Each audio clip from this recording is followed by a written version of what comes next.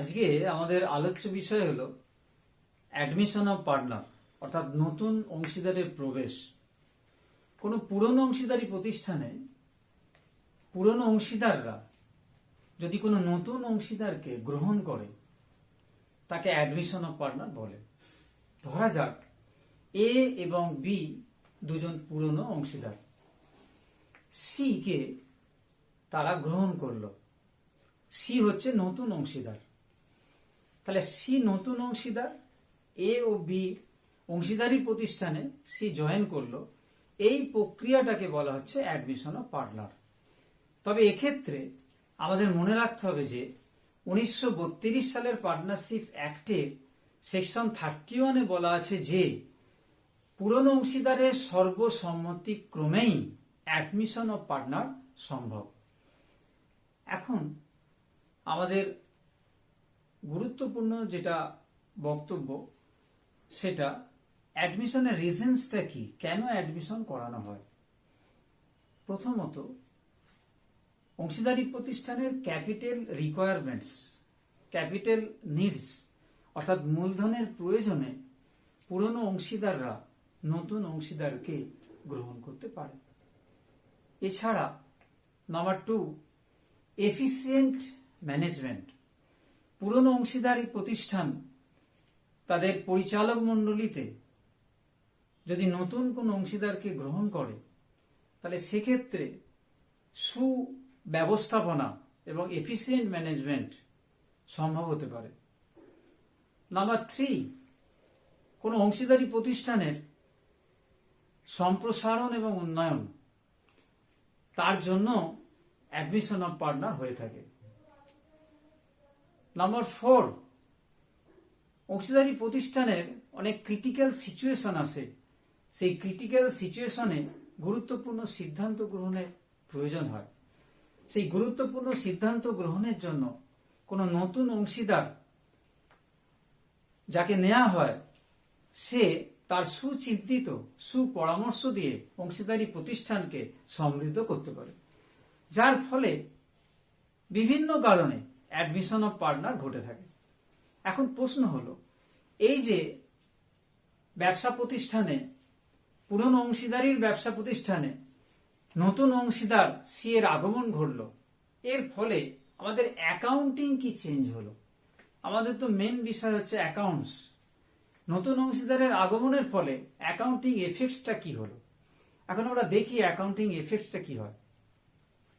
নতুন অংশীদার পুরনো অংশীদারি প্রতিষ্ঠানে আসার সময় সে ক্যাপিটাল নিয়ে আসবে। পর্যাপ্ত পরিমাণ মূলধন না নিয়ে এলে সে ব্যবসায় অংশগ্রহণ করতে পারবে না। নাম্বার 2, পুরনো অংশীদাররা বহু বছর ধরে একটা সুনাম তৈরি করে। সেই সুনাম তৈরি করার জন্য নতুন অংশীদারকে সুনামের জন্য প্রিমিয়াম বা সুনামের জন্য চাঁদা দিতে হবে, সেটাকে বলে প্রিমিয়াম ফর গুডউইল।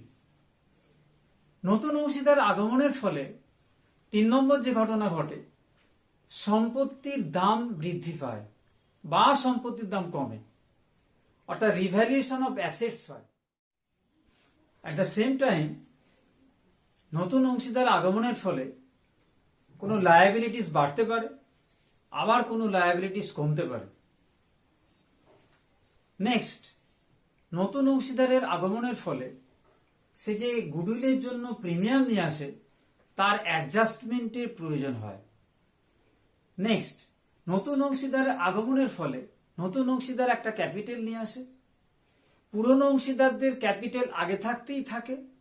নতুন অংশীদারের আগমনের ফলে সম্পত্তি এবং দেনার রিভ্যালুয়েশন হয়। রিভ্যালুয়েশনের ফলে একটা লাভ তৈরি হয়। সেই লাভ এবং অন্যান্য নানা রকম অ্যাডজাস্টমেন্টের পর নতুন অংশীদারের ক্যাপিটাল আনার সাথে সাথে পুরনো অংশীদারের ক্যাপিটালের হ্রাস বৃদ্ধি ঘটে। তো সেগুলোর আমাদের অ্যাকাউন্টস রাখতে হয়। তার জন্য আমরা অংশীদারি প্রতিষ্ঠানের অ্যাকাউন্টসটাকে রাখি। এখন প্রশ্ন হলো, হাউ টু কিপ অ্যাকাউন্টস? আমরা ঠিক কিভাবে অ্যাকাউন্টসটাকে অংশীদারি প্রতিষ্ঠানে রাখবো? অংশীদারি প্রতিষ্ঠানের অ্যাকাউন্টসের প্রথম স্টেপটা কি? অংশীদারি প্রতিষ্ঠানের অ্যাকাউন্টসের ফার্স্ট স্টেপ হলো জার্নাল এন্ট্রিজ। সেকেন্ড স্টেপ হলো এই যে নতুন অংশীদার আসার ফলে সম্পত্তি এবং দায়ের হ্রাস বৃদ্ধি ঘটলো, কোনোটার মূল্য বাড়লো, কোনো সম্পত্তির মূল্য কমলো বা বাড়লো, কোনো দেনা বা লায়াবিলিটি বাড়লো বা কমলো, এগুলো হয়। কোনো আনরেকর্ডেড অ্যাসেটস থাকতে পারে, কোনো আনরেকর্ডেড লায়াবিলিটি থাকতে পারে। যাই হোক, এগুলোর সবকিছু মিলিয়ে একটা প্রফিট তৈরি হতে পারে। তো এর জন্য আমরা দ্বিতীয়ত একটা রিভ্যালুয়েশন অ্যাকাউন্টস তৈরি করব। রিভ্যালুয়েশন অ্যাকাউন্টস তৈরি করে আমরা কি পাবো? রিভ্যালুয়েশন অ্যাকাউন্টস তৈরি করে আমরা রিভ্যালুয়েশন জনিত কোনো লাভ বা লোকসান বের করতে পারবো। নেক্সট, আমাদের একটা ক্যাপিটাল অ্যাকাউন্টস তৈরি করতে হবে। ক্যাপিটাল অ্যাকাউন্টস তৈরি করলে আমরা কি পাবো? নতুন অংশীদারের আগমনের ফলে পুরনো অংশীদারের ক্যাপিটাল কিভাবে বাড়লো, কতটা বাড়লো, তার লেটেস্ট ক্যাপিটাল কি দাঁড়ালো এবং ক্লোজিং ক্যাপিটাল কি দাঁড়ালো, সেই ক্লোজিং ক্যাপিটালটা আমরা বের করতে পারবো। নেক্সট, আমাদের নতুন অংশীদারের আগমনের ফলে অ্যাসেটস এবং লায়াবিলিটি বাড়ে, আনরেকর্ডেড অ্যাসেটস তৈরি হয়, আনরেকর্ডেড লায়াবিলিটি তৈরি হয়, যার ফলে একটা নতুন করে ব্যালেন্স শিট আমাদের বানাতে হবে, অর্থাৎ একটা নিউ ব্যালেন্স শিট আমাদের তৈরি করতে হবে, যে ব্যালেন্স শিট নতুন প্রতিষ্ঠানের আর্থিক অবস্থাকে শো করবে। এরপর আমরা যেটা করব সেটা হচ্ছে আমরা জার্নাল এন্ট্রিগুলো কিভাবে করা যায়, জার্নাল কিভাবে করতে হয়, সেই জার্নালগুলো আমরা দেখব। এখন আমরা দেখি কিভাবে জার্নাল করব। তার আগে একটা কথা আমি বলি যে অ্যাডমিশন অফ পার্টনারের ক্ষেত্রে নতুন অংশীদার যে গুডউইলের জন্য চাঁদা নিয়ে আসে, সেই গুডউইলের জন্য যে চাঁদাটা নিয়ে এলো, সেই চাঁদাটা পুরনো অংশীদাররা ভাগ করে নেয়। পুরনো অংশীদাররা সেই চাঁদা ভাগ করে নেওয়ার কৌশল হলো যে তারা স্যাক্রিফাইস রেশিওতে এই গুডউইলের প্রিমিয়ামটাকে, ক্যাশ যেটা আনলো সেটাকে সে ভাগ করে নেবে তারা। কিন্তু কেন স্যাক্রিফাইসিং রেশিও? কেন স্যাক্রিফাইসিং রেশিও? এটা এর আগে আমি হালকাভাবে বলেছিলাম, আজকে আবার নতুন করে বলছি, যেহেতু অ্যাডমিশনের জন্য স্যাক্রিফাইস রেশিও বিশেষ গুরুত্বপূর্ণ। আমাদের অ্যাডমিশনের অঙ্ক করতে গেলে একদম প্রায়শই খুব গুরুত্বপূর্ণভাবে আমাদের স্যাক্রিফাইসিং রেশিওটা বের করে নিতে হয়। তাই স্যাক্রিফাইস কেন, এটা আমি আগে ব্যাখ্যা করি। স্যাক্রিফাইস করার কারণ হচ্ছে আমরা দেখি যে কোনো নতুন অংশীদার যখন আগমন ঘটে, তখন পুরনো অংশীদারি প্রতিষ্ঠানের যে টোটাল শেয়ার, সেটা তো এক অংশ আমরা প্রত্যেকে জানি। এবার নতুন অংশীদারের আগমনের ফলে পুরনো অংশীদার, ধরা যাক এ এবং বি, নতুন অংশীদারকে তাদের শেয়ারটা ত্যাগ করে। ধরা যাক নতুন অংশীদার 1/5 শেয়ার নিল, তাহলে 1/5 শেয়ার যদি নতুন অংশীদার নেয়, সেই 1/5 অংশ কারা ছাড়বে? পুরনো অংশীদার এ এবং বি সেই শেয়ারটা ছাড়বে, এবং এ এবং বি কতটা শেয়ার ছাড়বে সেটাই স্যাক্রিফাইসিং রেশিও। এবং এক্ষেত্রে সব থেকে গুরুত্বপূর্ণ হলো নতুন পার্টনার সি যে প্রিমিয়াম ফর গুডউইল নিয়ে আসবে, ইন ক্যাশে নিয়ে আসবে, সেই ক্যাশ টাকাটা এই স্যাক্রিফাইস রেশিও অনুযায়ী ওল্ড পার্টনাররা ভাগ করে নেবে। এবার আমরা দেখি কিভাবে আমরা জার্নাল এন্ট্রিগুলো শো করব। জার্নাল এন্ট্রি করবার পর আমরা আগেই বলেছি একটা রিভ্যালুয়েশন অ্যাকাউন্টস তৈরি করতে হবে লাভ ক্ষতি বের করবার জন্য। তারপর আমাদের একটা ক্যাপিটাল অ্যাকাউন্টস তৈরি করতে হবে। পার্টনার্স ক্যাপিটাল অ্যাকাউন্ট থেকে আমরা পাবো পার্টনারদের লেটেস্ট ক্যাপিটাল পজিশন। আর একটা নিউ ব্যালেন্স শিট তৈরি করতে হবে, তাতে সমস্ত অ্যাসেটস এবং লায়াবিলিটিস এর দাম হ্রাস বৃদ্ধির ফলে ব্যবসা প্রতিষ্ঠানের লেটেস্ট আর্থিক প্রতিষ্ঠান কি দাঁড়ালো তা আমরা জানবো। এখন আমরা দেখি কিভাবে আমরা জার্নাল এন্ট্রিগুলো করতে পারি। বোর্ডের দিকে একটু তাকাও।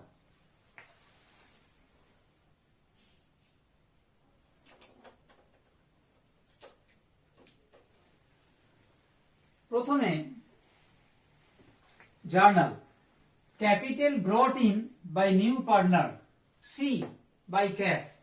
যদি নিউ পার্টনার ক্যাপিটাল নিয়ে আসে ক্যাশে, ক্যাশ টাকা নিয়ে আসে, নগদ টাকা, তাহলে আমরা কি করব?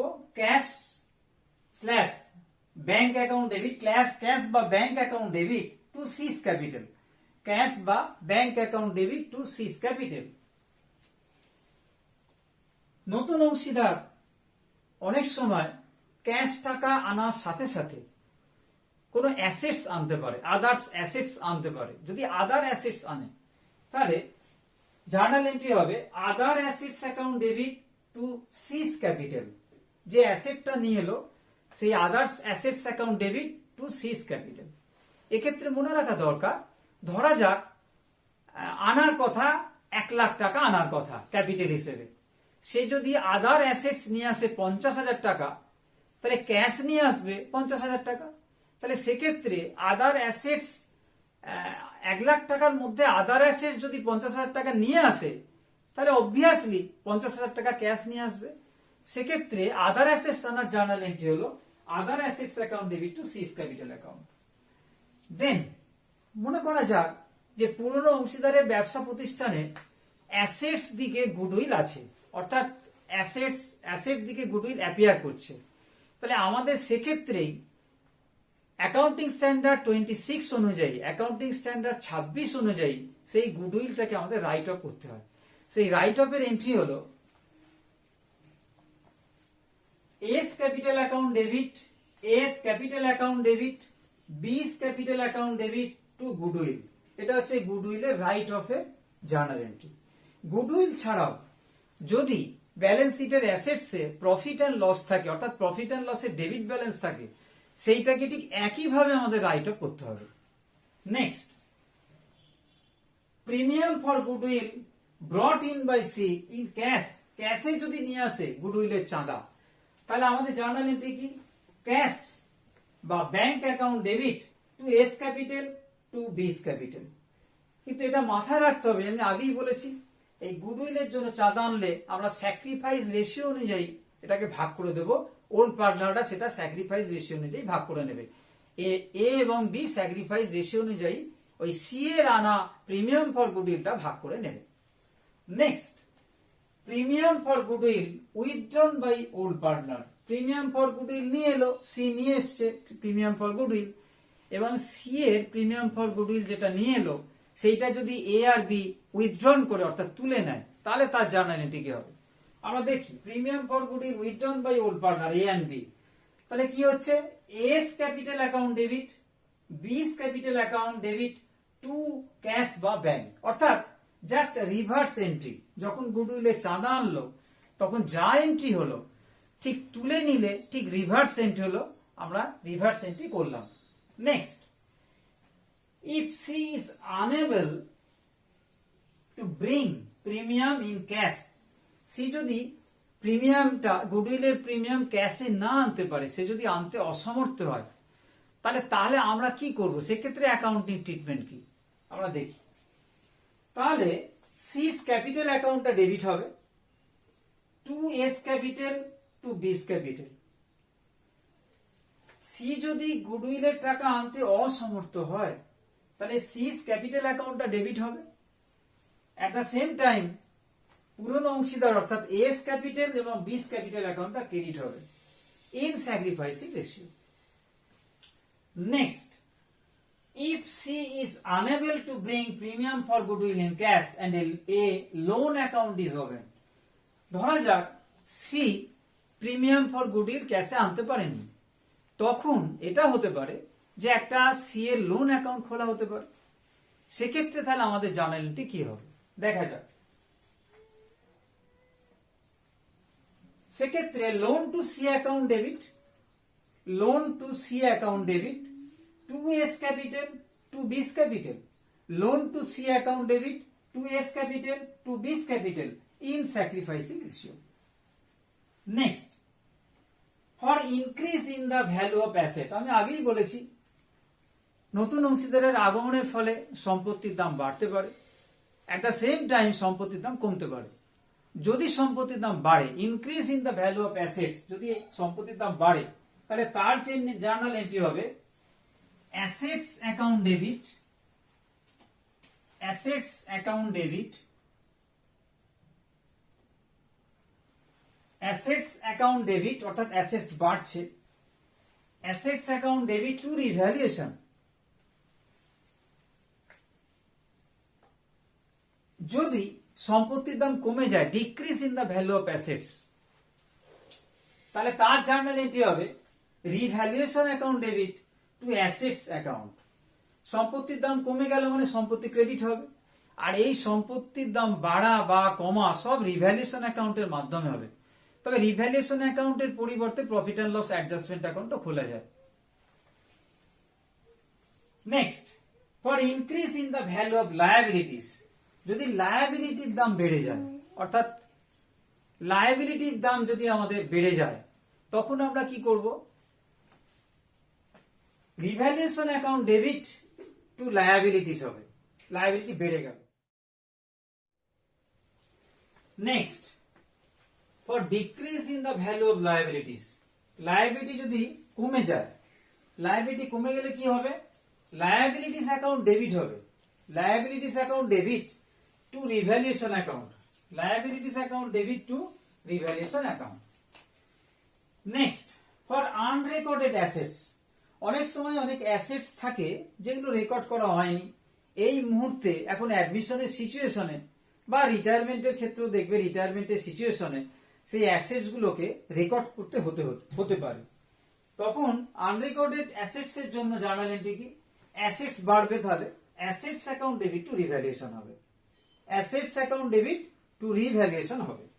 নেক্সট, ফর আনরেকর্ডেড লায়াবিলিটিস, এমন অনেক লায়াবিলিটি থাকে যে লায়াবিলিটি গুলোকে রেকর্ড করা হয় না, রেকর্ড করা সম্ভব হয়নি, কিন্তু এখন এই মুহূর্তে রেকর্ড করতে হবে, তখন জার্নাল এন্ট্রি হবে revaluation account debit to liabilities, revaluation account debit to liabilities.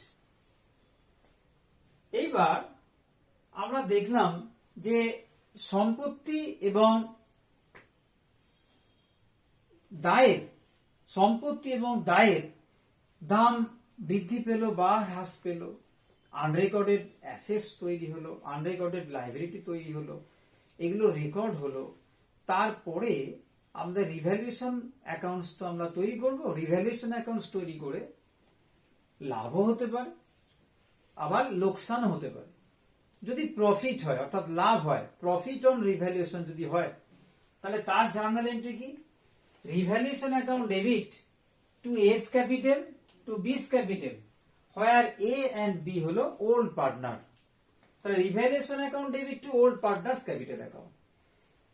একইভাবে যদি লস অন রিভ্যালুয়েশন হয়, অর্থাৎ রিভ্যালুয়েশন করে যদি লস হয়, লোকসান হয়, সেক্ষেত্রে S capital account debit, B's capital account debit to revaluation account হবে, অর্থাৎ এস ক্যাপিটালকে ডেবিট করতে হবে, বিস ক্যাপিটালকে ডেবিট করতে হবে, টু রিভ্যালুয়েশন অ্যাকাউন্ট হবে।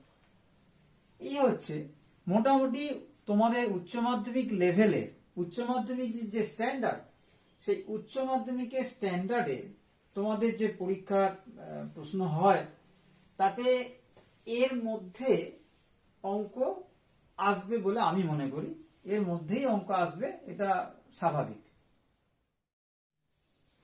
আমরা একটা রিভ্যালুয়েশন অ্যাকাউন্টের প্রোফর্মা দেখাই, একটা ইমাজিনারি ফিগার নিই, রিভ্যালুয়েশন অ্যাকাউন্ট কিভাবে তৈরি হয় তার একটা প্রোফর্মা দেখিয়ে ডেবিটে কি আসে, ক্রেডিটে কি আসতে পারে, কিভাবে লাভ বেরোয়, কিভাবে লোকসান হয়, আমরা সেইটা সামগ্রিকভাবে রিভ্যালুয়েশন অ্যাকাউন্টে জাস্ট একটা এক্সাম্পল নিয়ে, ইমাজিনারি ফিগার নিয়ে আমরা দেখানোর চেষ্টা করি।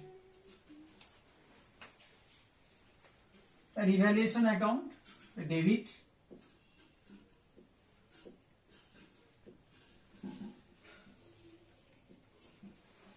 Credit,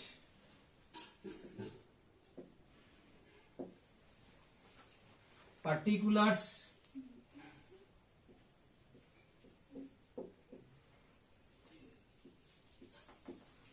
amount,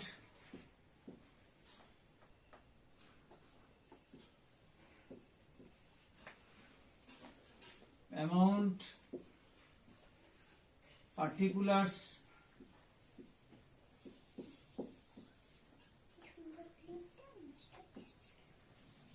amount,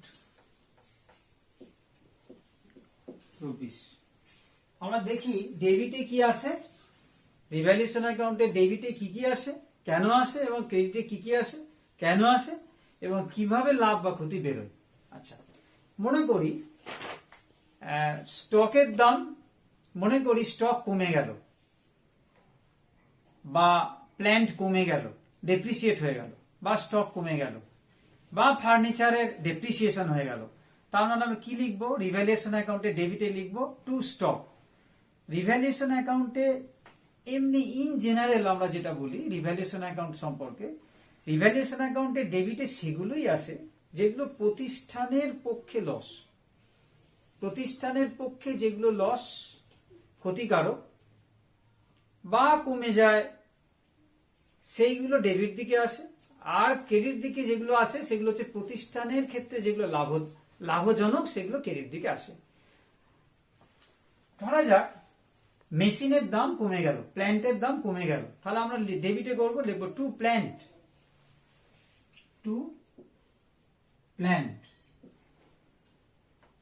10,000, to furniture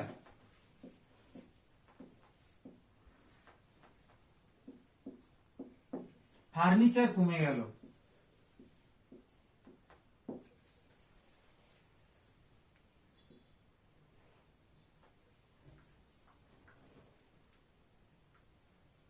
two creditors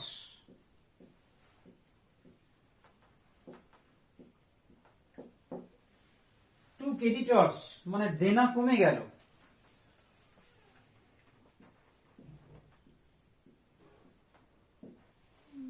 two debtors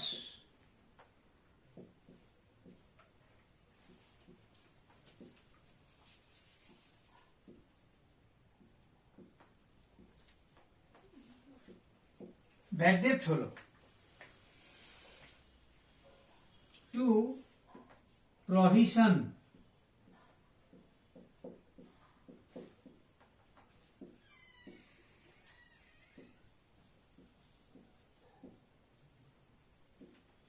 two provision for bad debt, নতুন প্রভিশন তৈরি হলো,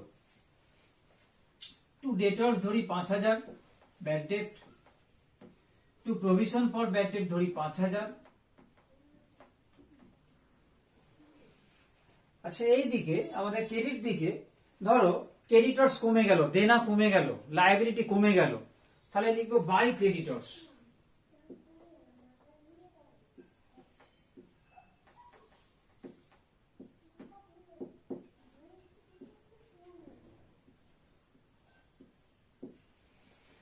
কোন আনরেকর্ডেড অ্যাসেটস নতুন অ্যাসেটস তৈরি হলো, যদি থাকে, রেকর্ড হয়নি, এখন রেকর্ড করতে হবে, তাহলে বাই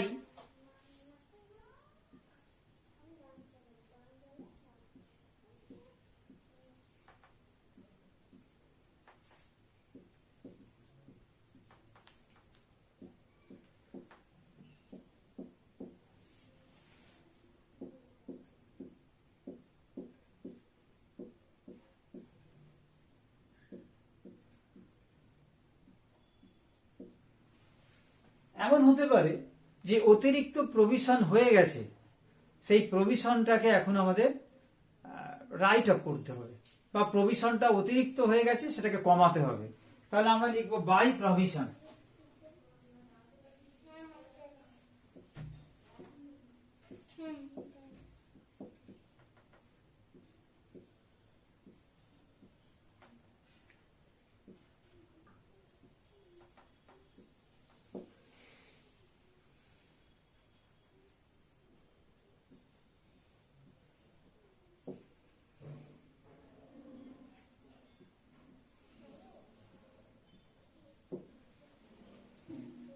যদি স্টকের দাম কমে যায়, স্টক যদি কমে যায়, তাহলে টু স্টক প্রতিষ্ঠানের পক্ষে ক্ষতি,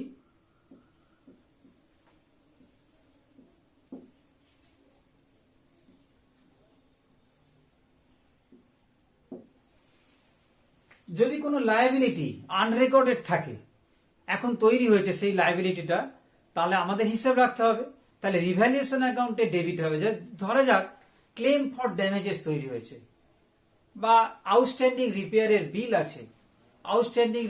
বিল আছে, বা ক্লেম ফর ড্যামেজেস নতুন তৈরি হয়েছে, তাহলে সেটা রিভ্যালুয়েশন অ্যাকাউন্টে ডেবিটে হবে। আমরা লিখি টু ক্লেম ফর ড্যামেজেস,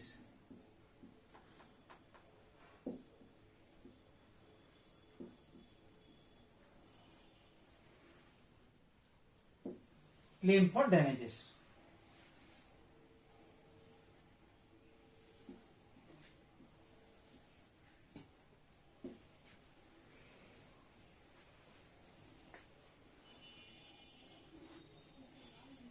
এছাড়া রিভ্যালুয়েশনে আরো কিছু টুকটাক আসতে পারে। তো সব মিলিয়ে আমরা দেখি রিভ্যালুয়েশন অ্যাকাউন্টের পজিশনটা কি দাঁড়ালো। ক্রেডিটে হয়েছে 20, 20, 40, 10, 50, আর ডেবিটে হয়েছে 10, 10, 20, 10, 30, 10, 40, 10, 50, 10, 60। অর্থাৎ ডেবিট বেশি, ক্রেডিট কম।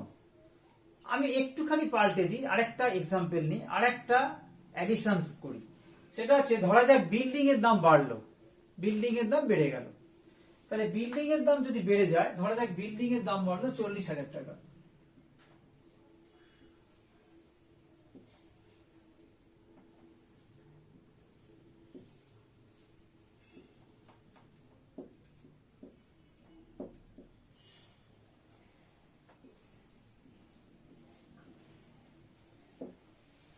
বিল্ডিং এর দাম 40,000 টাকা বাড়লো। এক্ষেত্রে আমি একটা কথা বলি, একটা কথা মনে রাখতে হবে আমাদের, যদি প্রশ্নপত্রে টু বা অ্যাট থাকে তাহলে আমরা ডিফারেন্সটা রিভ্যালুয়েশনে এফেক্ট দেব, আর যদি বাই বলে দেয়া থাকে তাহলে ওই অ্যামাউন্টই রিভ্যালুয়েশনে এফেক্ট পাবে।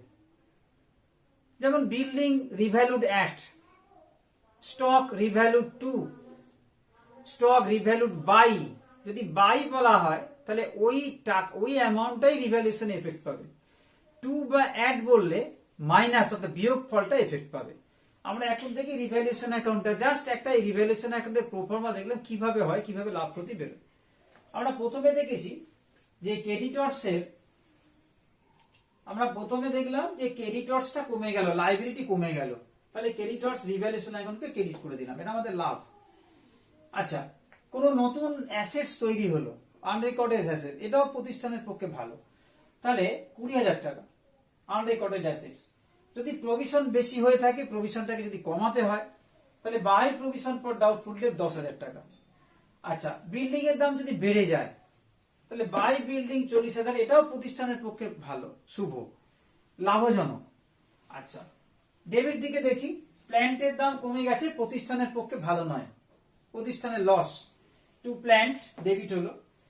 ফার্নিচার কমে গেল, মানে ফার্নিচার প্রতিষ্ঠানের পক্ষে ভালো নয়, প্রতিষ্ঠানের পক্ষে ক্ষতি, টু ফার্নিচার করলাম।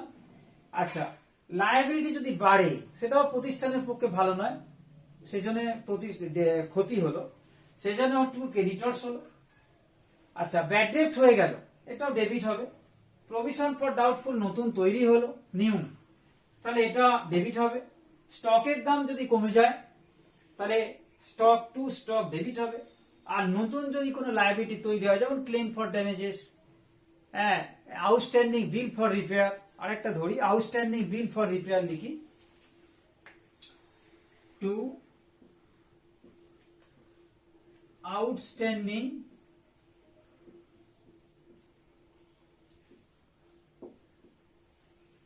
বিল ফর রিপেয়ার।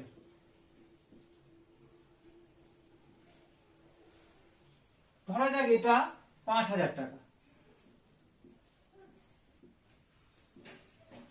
তারপর দেখি ডেবিট ক্রেডিটের পজিশনটা কি দাঁড়ালো। আমাদের ক্রেডিটে হলো 20, 20, 40, 10, 50, 40, 90,000,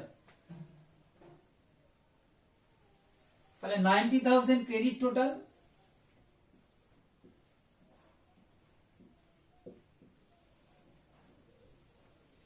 ক্রেডিট টোটাল থেকে ডেবিট টোটাল আমরা বিয়োগ করি, 10, 10, 20, 10, 30, 10, 40, 10, 50, 10, 60, আর 5 এ 65, 65। তাহলে 65 যদি হয়, 90 থেকে 65 বিয়োগ করলে কত হয়?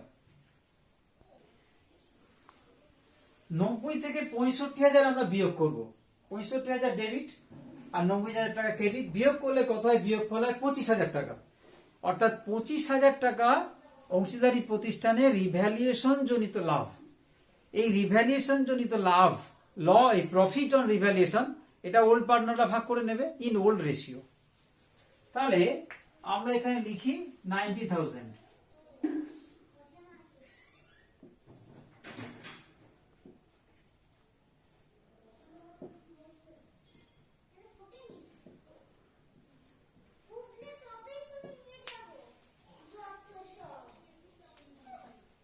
এই 25,000 টাকা পার্টনার্স ক্যাপিটাল অ্যাকাউন্টে অ্যাডজাস্ট হবে। তাহলে লিখবো কি, to partners capital account, two